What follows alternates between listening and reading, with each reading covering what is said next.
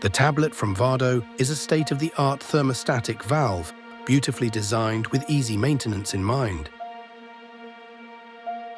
In this guide, we'll show you how to disassemble, maintain and reassemble the tablet.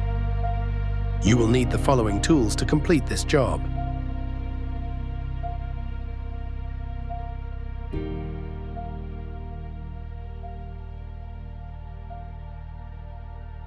Remove the silicone plugs from the handles. Loosen the grub screw with an Allen key and then remove the temperature handle. Repeat this step with the flow diverter handle, ensuring that the handle remains in the off position to keep the shower from running.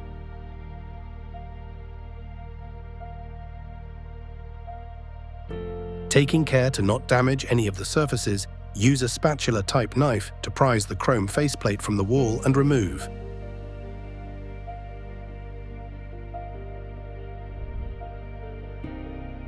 Unscrew the chrome collars from the shower valve, ensuring the white rings don't get lost.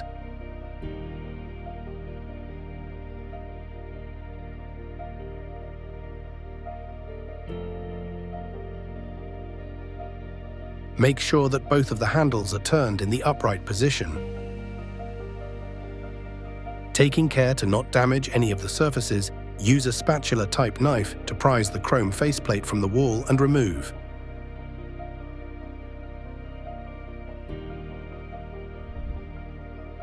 On the Notion model, the handles remain attached to the collars.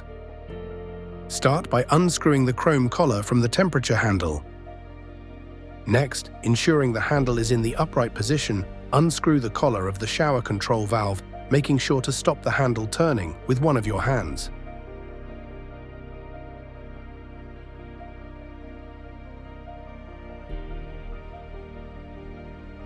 Use a flathead screwdriver to turn the left-hand stop valve clockwise until you feel resistance. When you feel resistance, turn the screwdriver a quarter of a turn more. Test that there is no hot water coming through the shower head by turning the temperature control to the fully hot position and turning the shower on. No water should come out of the shower head. Any water that does trickle through should be cold water only. The hot side of your thermostatic controller is now fully isolated. If hot water is still coming out of your shower, proceed to the next chapter to identify any problems that may have occurred. Next, use a flathead screwdriver to turn the right side stop valve clockwise until you feel resistance. When you feel resistance, turn the screwdriver a quarter of a turn more.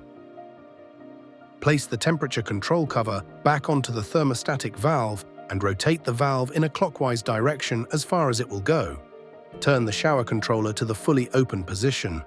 No water should come out of the shower head. The cold side of your thermostatic controller is now fully isolated. If water is still coming out of your shower head, proceed to the next chapter to identify any problems that may have occurred.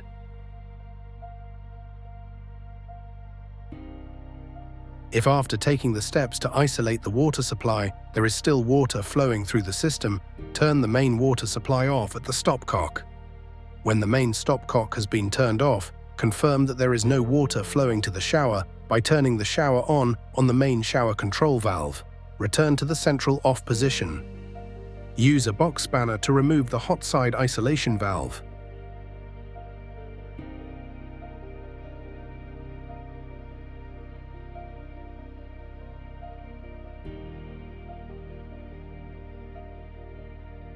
Use a pair of long nose pliers to carefully remove the isolation filter and inspect for debris or damage. In this example, we can see that a piece of wood is stuck in the valve and preventing it from sealing. Remove the obstruction to the valve or replace the isolation filter before reseating the filter to its original position.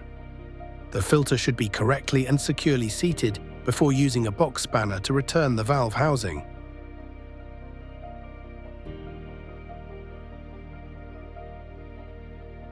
Before moving on to this step, ensure you have isolated the water supply as shown earlier in this video. First, remove the stop ring. Then use a Phillips head screwdriver to remove the spindle.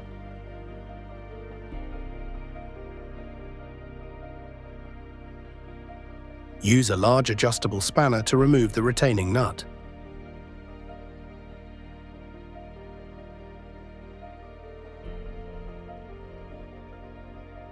Remove the thermostatic cartridge using a set of pliers.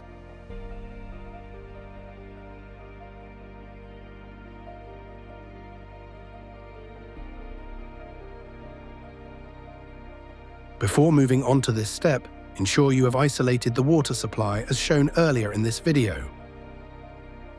Completely submerge the thermostatic cartridge in vinegar. This will help to remove the buildup of dirt and debris. Once removed from the vinegar, clean the filter gauze of the cartridge with a microfiber cloth.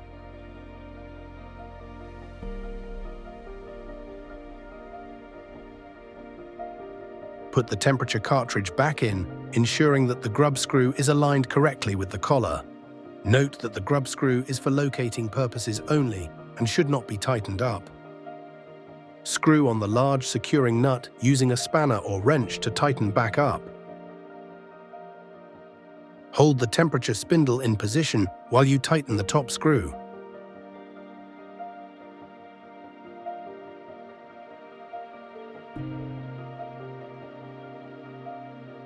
Place the stop ring back over the spline extension, ensuring that the markings are aligned to 8 o'clock and 5 o'clock.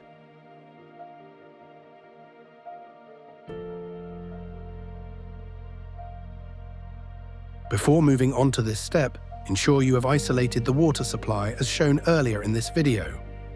Use a Phillips screwdriver to remove the spindle.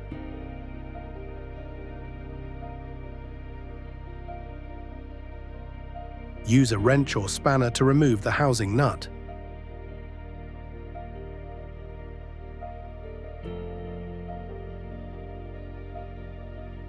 Use a box spanner to remove the inner housing.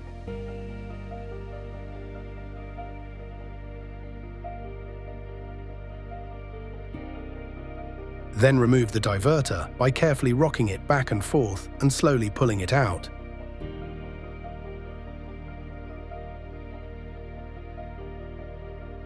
Reinsert the flow diverter cartridge, ensuring that the white alignment lug is aligned to the bottom locating slot.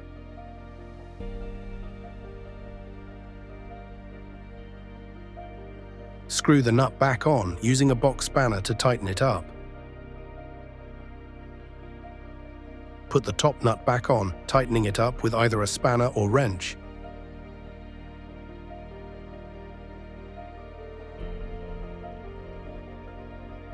Place the handle spline adapter and flow handle spline extension back on, ensuring the red marker is in the 12 o'clock position.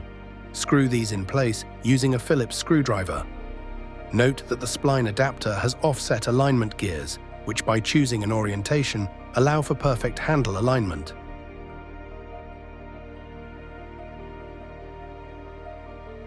Undo the NRV screws in a counterclockwise direction until they are level and flush with the surrounding brass nut. Test both the hot and cold flow by turning the shower on and turning the temperature selector to both hot and cold. Run the shower. Use a thermometer to find the temperature that the water is running at. Adjust the shower's temperature control until the thermometer reads at 38 degrees.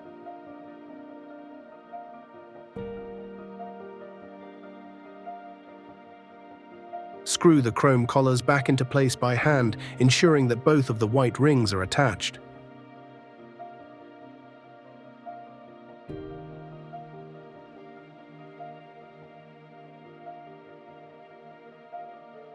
Apply silicone to the back of the faceplate in a horseshoe shape. Avoid applying silicone to the bottom of the plate. Then replace in the correct orientation onto the wall. Replace the flow control handle first, as this will give you access to the grub screw without turning the water on. Tighten the grub screw with a 2.5mm Allen key. Replace the temperature control handle and tighten the grub screw.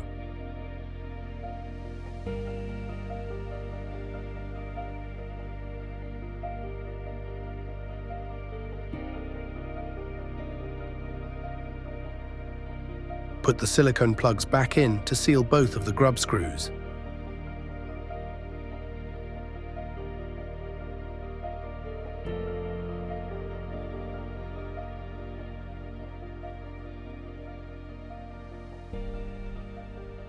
Affix the handles on first by screwing the back collars on.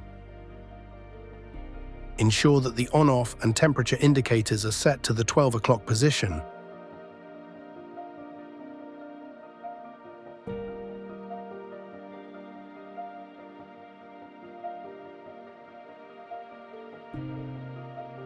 Apply silicone to the back of the faceplate in a horseshoe shape. Avoid applying silicone to the bottom of the plate. Then replace in the correct orientation onto the wall. Use plumber's grease on the apertures of the plate to aid the plate fitting. The reassembly process is now complete. For more information, please visit the VADO website or contact our customer support team.